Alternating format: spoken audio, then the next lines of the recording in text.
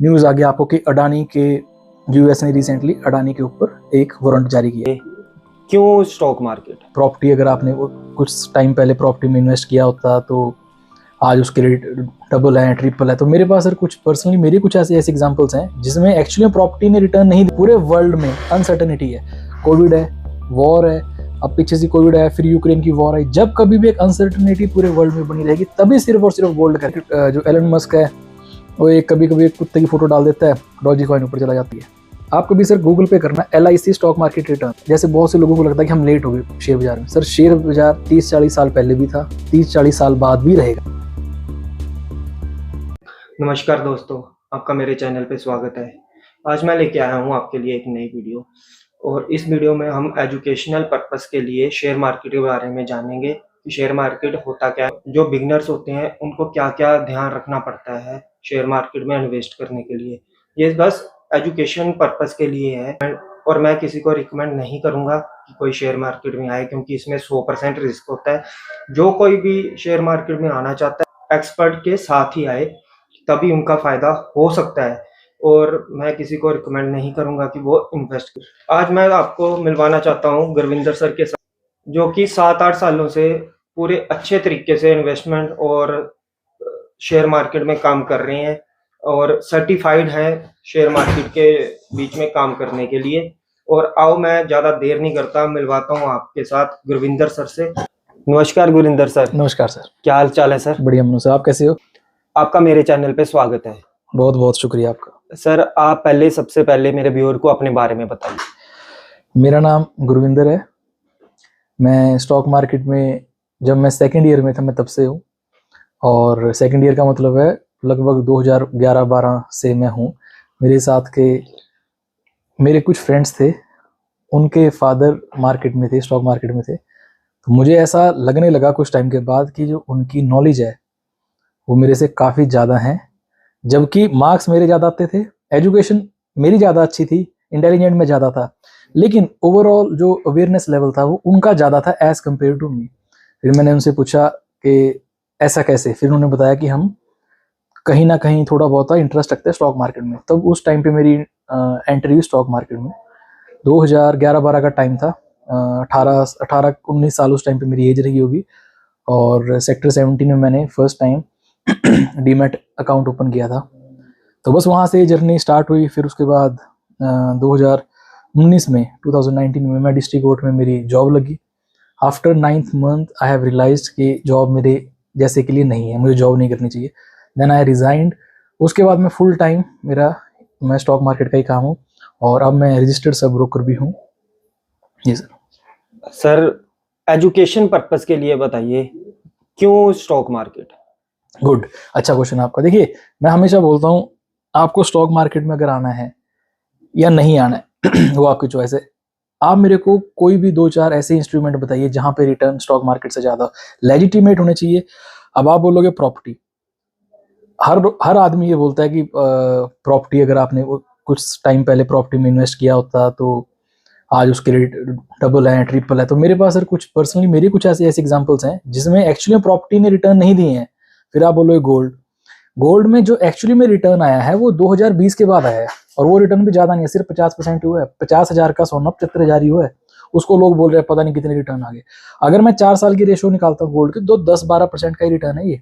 और गोल्ड के साथ एक प्रॉब्लम हो रहा है, गोल्ड आपको तब परफॉर्म करेगा अगर पूरे वर्ल्ड में अनसर्टेनिटी है, कोविड है, वॉर है, अब पीछे से कोविड है, फिर यूक्रेन की वॉर है। जब कभी भी एक अनसर्टेनिटी पूरे वर्ल्ड में बनी रहेगी तभी सिर्फ और सिर्फ गोल्ड करेगा। उसके बाद FD 7% का रिटर्न मिलता है आपको FD में सर।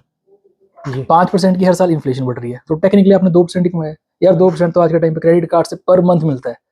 आज के टाइम पे सर अगर आप क्रेडिट कार्ड की भी अगर बात मैं करूं तो ABC बैंक का एक क्रेडिट कार्ड है, उसमें भी 2% का रिटर्न मिल रहा है। मतलब एक आदमी 1 लाख रुपए लेके गया बैंक में, 7% बैंक ने आपको रिटर्न दिया 1 साल बाद, ठीक है।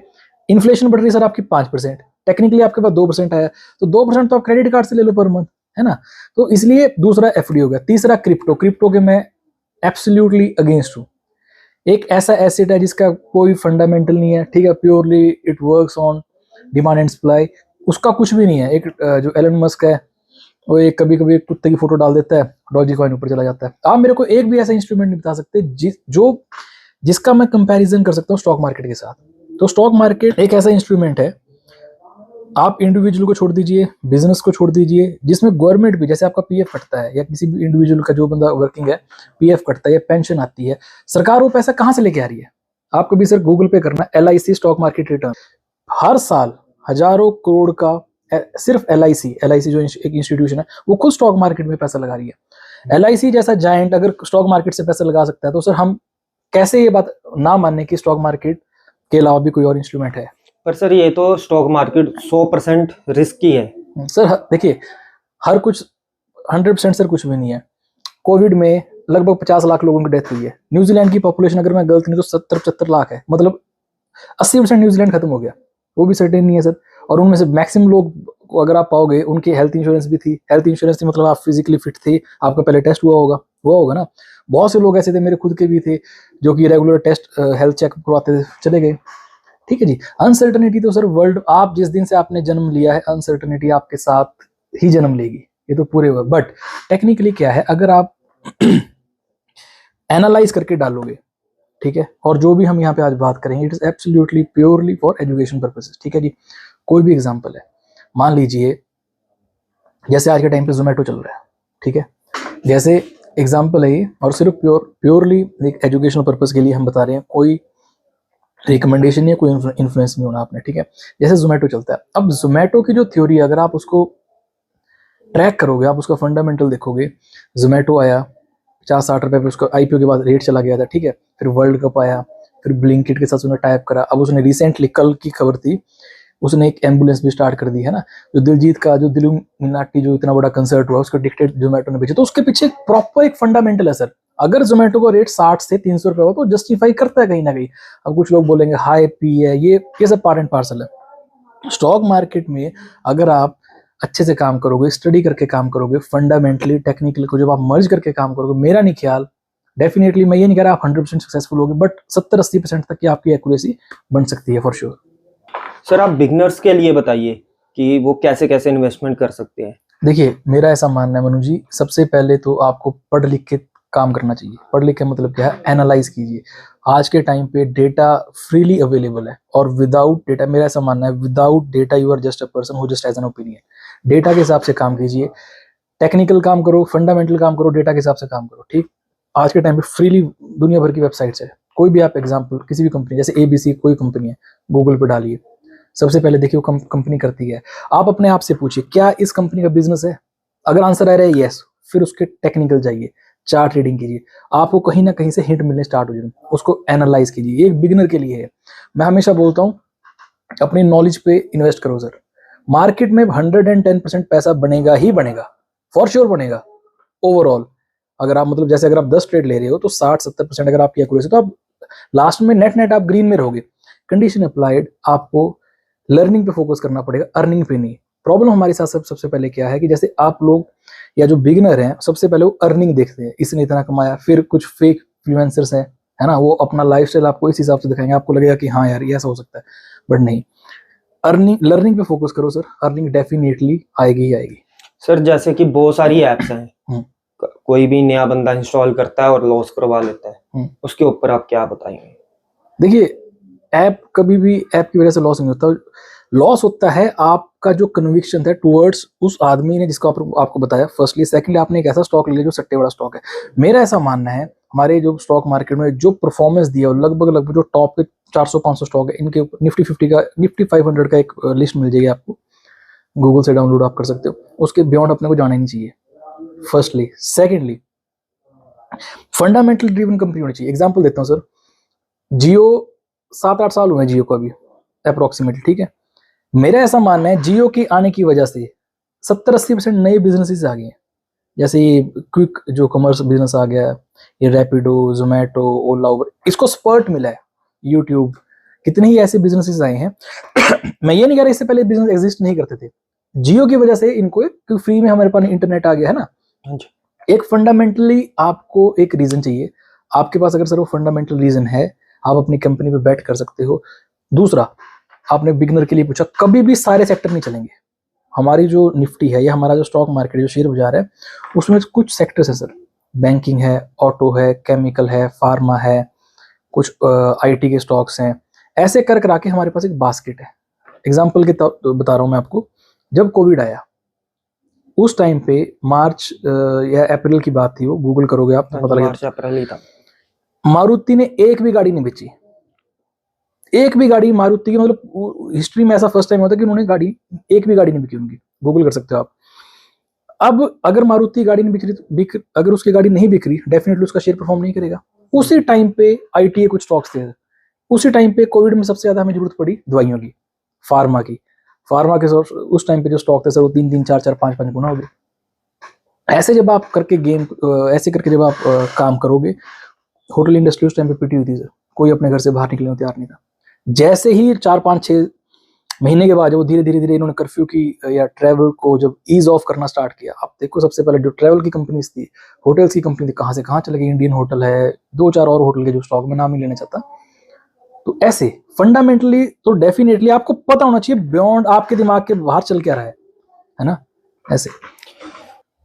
दूसरा सर, जैसे मैं हमेशा बोलता हूँ कि फोकस करो लर्निंग पे, अर्निंग कॉम्प्लीमेंट्री है यहाँ पे, ठीक है। और एक्सपर्ट की एडवाइस के बिना कभी भी शेयर बाजार में मत आओ, पढ़ लिख के आओ, टेस्ट करके आओ। पहले देखिए एक बात और सर, जैसे बहुत से लोगों को लगता है कि हम लेट हो गए शेयर बाजार में। सर शेयर बाजार 30-40 साल पहले भी था, 30-40 साल बाद भी रहेगा। और मुझे ऐसा लगता है मनोज जी, अभी तो इंडिया का शेयर बाजार स्टार्ट भी नहीं हुआ। उसका मैं कुछ आपको डेटा पॉइंट बताता हूँ। 67%, लगभग 67% हमारी पॉपुलेशन ऐसी है जिसकी एज 15 से अप्रोक्सीमेटली 60 साल के बीच में। 67% मनोज जी। अगर मैं इनकी जो वर्किंग पॉपुलेशन को सारा कुछ अगर मैं ऐड करूं, लगभग अगले 30 साल हमारी जो यंग पॉपुलेशन है, जो यंग जनरेशन है, वो राज करेगी। और 26% लोग, 26% लोग ऐसे हैं जिनकी एज 14 साल से नीचे है। अभी तो आना स्टार्ट ही नहीं हो। जैसे बहुत से लोग बोलते हैं कि स्टॉक मार्केट में ऑल टाइम हाई आ गया, अभी तो मार्केट स्टार्ट भी नहीं हुई सर। मुझे ऐसा लगता है अभी तो मार्केट ने, ये ऑल टाइम हाई है तो बहुत छोटे हाई हैं। 7% लोग हमारे इंडिया के अप्रोक्सीमेटली ऐसे हैं जिनकी पॉपुलेशन 65 से ऊपर है। बड़ा जो चंक है सर 67% का, वो आज भी 15 से 60 साल के बीच में है। 30 साल, लगभग 25-30 साल हम राज करेंगे। अभी तो जो टेक्नोलॉजी है, अभी तो इंडिया में से स्टार्ट भी नहीं हुआ। इसीलिए जो डेवलप्ड नेशंस भी हैं वहां पे भी यूपीआई ने इतना ग्रोथ नहीं किया जितना इंडिया में किया। जब आप देखते हो जैसे G20 के जो फॉरेन कंट्रीज के जब यहाँ पे मिनिस्टर्स आते हैं, वो बहुत शॉक हो जाते हैं कि अच्छा वो सब्जी वाले के पास भी अपन यूपीआई चला रहे हैं। अगर मैं गलत नहीं है तो मैंने पता है कि इंडिया विच यूपीआई है। हाँ, और बाहर कंट्रीज में है, जैसे रिसेंटली उन्होंने पेरिस में आप कर सकते हो पेमेंट, कुछ वो चल रहा है अभी। और धीरे धीरे ये पूरे वर्ल्ड में करेंगे, मतलब मेजरली जैसे ऑस्ट्रेलिया, कनाडा, जहाँ पे इंडियन ज्यादा है, यूएस, वहां पे करेंगे। बट अभी हुआ नहीं, हो जाएगा वो। दूसरा, जो अगर आप बिगिनर हो, पढ़ लिख के आओ, अपनी स्टडी पूरी करो। स्टडी का मतलब स्टॉक के रिगार्डिंग डेली अखबार पढ़ो। और एक सर मैं हमेशा बोलता हूँ, हमारी प्रॉब्लम इंडिया में ये है, इतनी आबादी होने के बाद लोग यहाँ पे न्यूज़पेपर नहीं पढ़ते। ये जो अपने को डेटा मिला हुआ है मोबाइल में, हर रोज स्वाइप स्वाइप स्वाइप, इसने सबसे बड़ा नुकसान किया है। पढ़ो। मैं सर दिन के 3 अखबार पढ़ता हूँ। जब आप इसको एनालाइज करोगे, या मैं ये नहीं कहता आपको फाइनेंशियल एक्सप्रेस लेना चाहिए, ईटी लेना चाहिए, कोई भी अखबार आपके घर पे आ रहा है, चाहे हिंदी का हो, अमर उजाला का भी, लास्ट में उसमें इकोनॉमी का पेज होता है, उसको पढ़ो। मेजर जो 3-4 न्यूज है मेजर, जैसे सपोज करो न्यूज आ गया आपको कि अडानी के, यूएस ने रिसेंटली अडानी के ऊपर एक वारंट जारी किया, पढ़ो क्या था वो। गूगल करोगे तो आपको लगेगा पता, अच्छा ऐसा। फिर आपको पता लगेगा अडानी की 8-10 कंपनीज है। फिर आपको पता लगेगा अडानी में जो स्पर्ट आया वो रिसेंटली आया है, 2018, 19, 17 के बाद ही आया। जब आपके दिमाग में सर ये बात जाएगी, फिर आपको पता लगेगा कहीं ना कहीं पॉलिटिकली एंगल है इसका। फिर आपको पता लगेगा कि एक जो जायंट है वो कैसे पॉलिटिक्स को पूरा कंट्रोल कर सकता है। मैं अडानी की बात नहीं कर रहा, मैं जनरली आपको बता रहा हूँ। तो आप पूरे सर आपके डॉट एक बार कनेक्ट होने स्टार्ट हो जाएंगे। दूसरा, अगर टाइम फ्रेम लंबा है, अगर आप बहुत, जैसे मैं लॉन्ग टर्म पे मैं यकीन नहीं करता। मुझे ऐसा लगता है आज आपने स्टॉक लिया, 2 साल लो, फिर फर्दर अगले 2 साल देखो, फिर अगले फर्दर 2 साल देखो। कोई सेंस नहीं है आज आप मेरे को बोलते हो सर एक स्टॉक बता दो जो कि मैं अगले 20 साल के लिए रखूंगा। पहली बात तो ये, क्या आप 20 साल के लिए रहोगे? सॉरी, मैं वैसे बता रहा हूँ, है ना। जब जैसे हमारे यहाँ पे आजकल नॉर्थ इंडिया में से ठंड पड़ रही है, धुंध पड़ रही है, मनु जी, मेरे को पॉइंट ए से पॉइंट बी जाना है। मान लो पॉइंट ए टू पॉइंट का बी का जो रास्ता है वो 10 किलोमीटर का, 10 किलोमीटर आपको दिखेगा ही नहीं। पहले हम 100 मीटर देखेंगे, फिर अगला 100 देखेंगे, ऐसे कर के हम चलेंगे। ठीक है, पढ़ लिख के आओ, अपनी स्टडी पूरी करो। स्टडी का मतलब है फंडामेंटल जो नॉलेज है आपकी, उसको देखो। फिर अगर ट्रेडिंग करनी है, ट्रेडिंग देखिए, अगर आपको इन्वेस्टमेंट करना है तो सिर्फ और सिर्फ फोकस करो आप फंडामेंटल पर। अगर आपको ट्रेडिंग करनी है फिर आपको फोकस करना पड़ेगा टेक्निकल पर। टेक्निकल मतलब चार्ट ट्रेडिंग। तो दोस्तों ये वीडियो थी, हमने एजुकेशन पर्पस के लिए बनाई थी। हम रिकमेंड नहीं कर रहे हैं कि आप शेयर मार्केट में आओ। बाकी सर से हम बात करेंगे अगली वीडियो में टेक्निकल चार्ट और प्लस फ्यूचर ऑप्शन, इसकी बात करेंगे सर के साथ।